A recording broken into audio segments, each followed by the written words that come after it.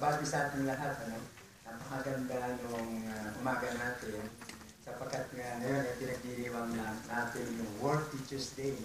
Kaya tama-tama Happy World Teachers Day. So yung October 5 pala local day natin. Pero celebration po kasi marami ang celebration ng October 5. kaya nakatutuwa na nasa dito sa Senate ay mapapag-usapan natin sapagkat ito yung venue para ma-articulate namin yung aming matagalang posisyon na siguro hindi naman magkakaroon ng debate na dapat talaga itaas yung sahod ng mga biro.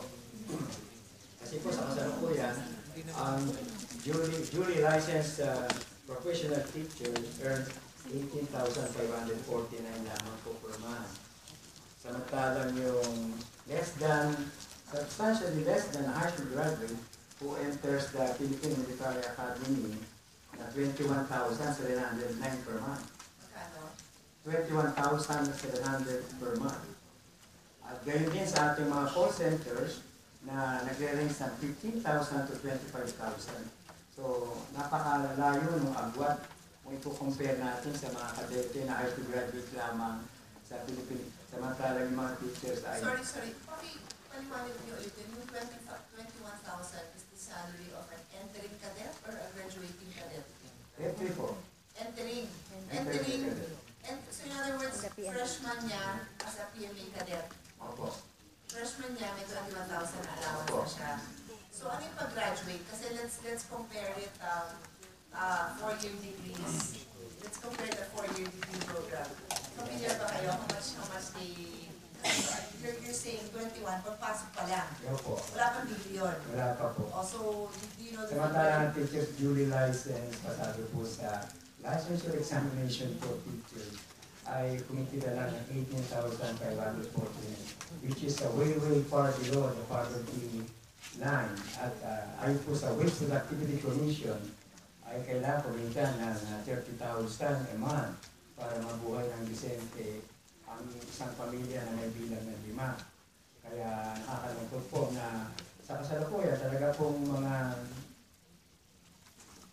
long donors, no? Yung ating mga teachers at nagsasalapan ng ATM at meron pa nga pong 3 teacher na nabaril dahil sa utang doon sa Pangasinan National High School.